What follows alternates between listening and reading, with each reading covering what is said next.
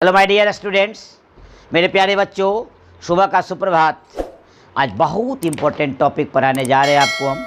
इस लेक्चर में आपको एक ऐसा टॉपिक मैं पढ़ा रहा हूँ जिसके बिना परीक्षा में क्वेश्चन सेट ही नहीं होता। सेट करने वाले का मान मस्तिष्क भी हिल उठेगा बिना इसको सेट किए। इस पर इधर सवाल रहे, थ्योरी रहे, ऑब्जेक्टिव रहे, जैसा भी हो, लेकिन इस टॉपिक पर क्वेश्चन रहेगा। आज टॉपिक का नाम है इलेक्ट्रिक पावर। तो मैं इलेक्ट्रिक पावर को समझा रहा हूँ। देखिए आप, ये है इलेक्ट्रिक पावर, विद्युत शक्ति।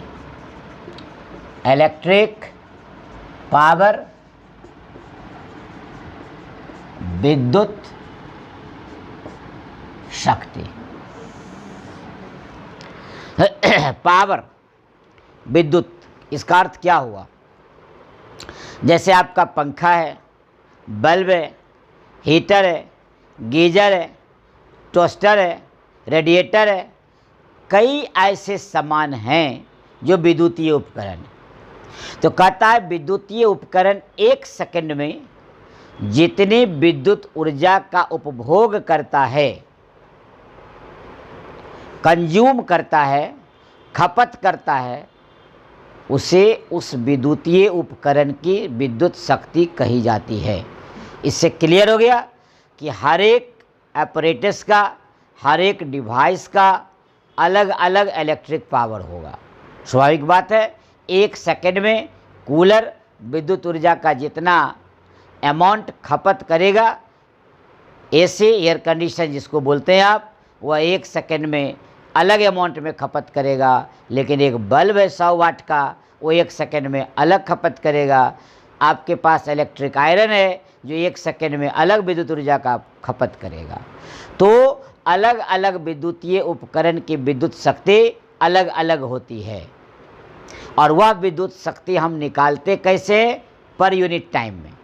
यानी कहता क्या है कि जितनी विद्युत ऊर्जा का खपत एक सेकंड में, याद रखिएगा, एक सेकंड, यूनिट टाइम, एक सेकंड में कोई विद्युतीय उपकरण जितनी विद्युत ऊर्जा का उपभोग करता है, खपत करता है, कंज्यूम करता है, उसे उस विद्युतीय उपकरण की शक्ति कही जाती है। इसे हम लोग कैपिटल P से लिखते हैं। पावर है तो कैपिटल P से लिखाएगा। देखिए P इजकल टू मैथमेटिकली हो जाएगा W/T। कहिएगा आप, बोल रहे हैं आप कि जितनी विद्युत ऊर्जा का उपभोग एक सेकंड में होता है, यानी पर यूनिट टाइम, इसलिए टाइम से डिवाइड हो गया। ऊर्जा दरअसल क्या है? Energy is the amount of work done. हमेशा याद रखिएगा, एनर्जी जो है अमाउंट ऑफ वर्क डन है, यानी कार्य की मात्रा को ही आप ऊर्जा बोलते हैं। तो how much work is done by an electrical device, विद्युतीय उपकरण के द्वारा कितना वर्क किया गया। मतलब आपको पिछला ही लेक्चर में बताया था, विद्युत ऊर्जा का ऊष्मा ऊर्जा में अंतरण। यानी आप स्विच ऑन किए थे, इलेक्ट्रिक आयरन गर्म हो गया था, बल्ब गर्म हो गया था, यानी ऐसे बहुत सारे बात की चर्चा किए थे जो पिछले लेक्चर्स में आपने देखा। तो वहाँ से विद्युत ऊर्जा की मात्रा ले आएंगे, यानी जो क्वांटिटी ऑफ हीट प्रोड्यूस किए, और याद होगा कि उसमें हम लोग WI² लाए थे। यही वर्क डन था, यानी कि क्वांटिटी ऑफ हीट था, और यानी H था। याद कीजिए आप। अब हम लोग क्या करेंगे, इस वैल्यू को यहाँ पर पुटअप कर देंगे। तो P = I² divided by T से T कैंसिल। देखिए पावर निकल गया I²R। एक फार्मूला डिराइव कर लिया आप। पावर का एक फार्मूला डिराइव हो गया, P = I²R। यदि करंट मालूम, रेसिस्टेंस मालूम, I क्या है? विद्युत धारा, R क्या है? विद्युत प्रतिरोध। तो धारा मालूम, प्रतिरोध मालूम, यानी करंट मालूम, रेसिस्टेंस मालूम, तो पावर निकल गया। एक फार्मूला आपने देख लिया। अब इसी को एक्सटेंड करते हैं, I = V/R, ओम्स लॉ से।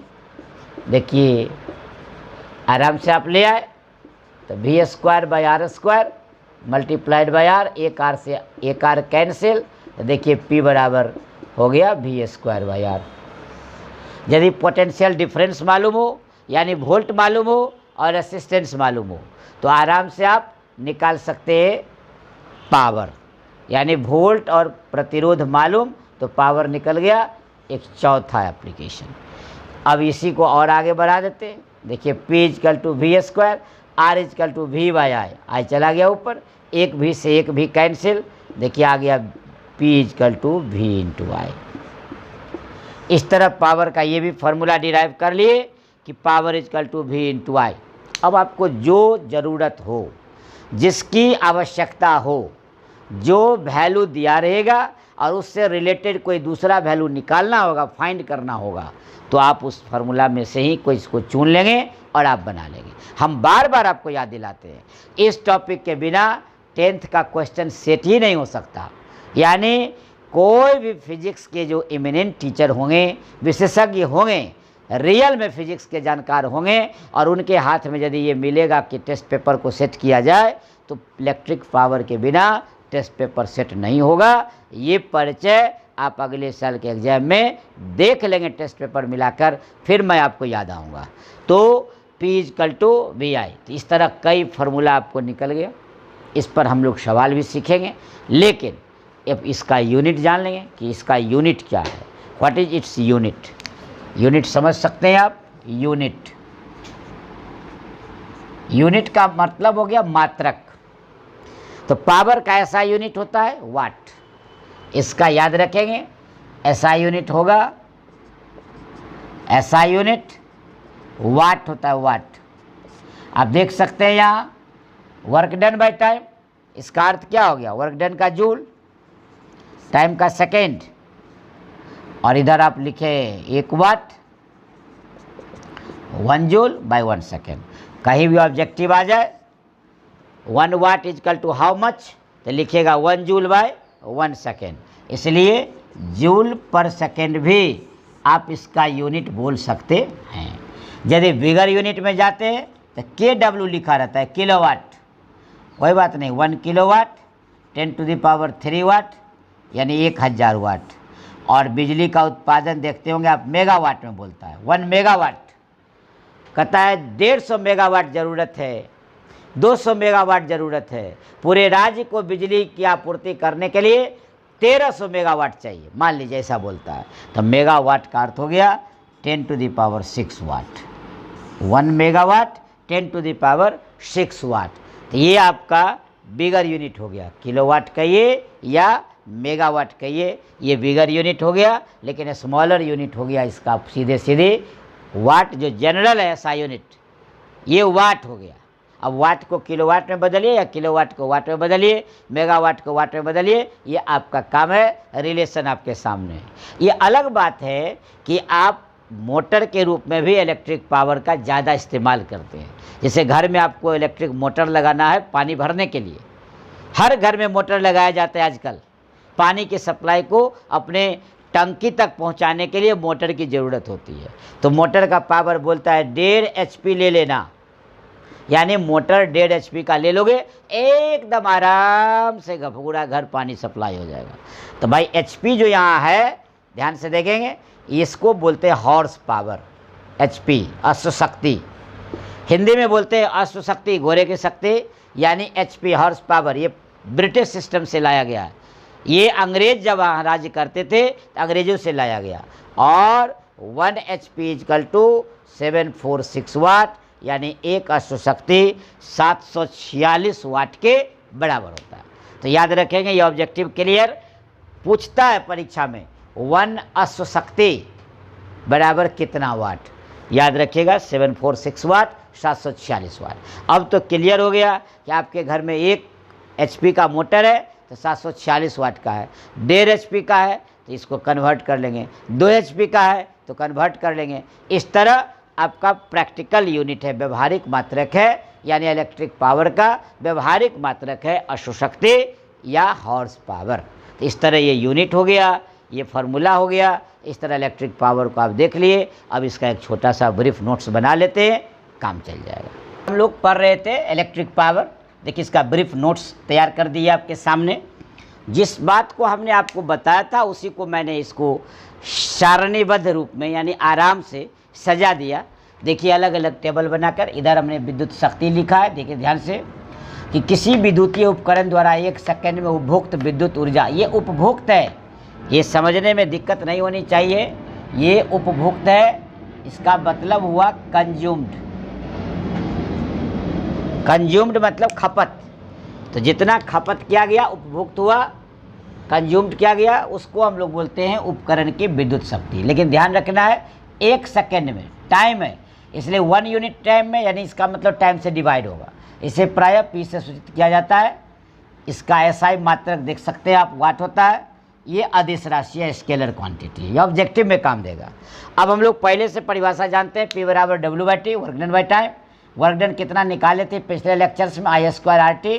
अब T से T कैंसिल हो गया, देखिए P बराबर I²R। अब हम पुनः जानते हैं W बराबर V/Q, V और Q बराबर IT यूज कर दिए, तो इस तरह W निकल गया और परिभाषा से P बराबर W/T, T से T कैंसिल हो गया, VI निकल गया। इन पदों को मात्रक के रूप में व्यक्त यदि कर दें तो कहीं कहीं मिलता है ऑब्जेक्टिव में, वाट बराबर वोल्ट इंटू एम्पियर। ये फॉर्मूला नहीं होता है, यहाँ पर आपको अटेंड करने का मैं कोशिश कर रहा हूँ कि आप अटेंटिव होइए। वाट बराबर volt into ampere, this is not a formula, ये फार्मूला नहीं है।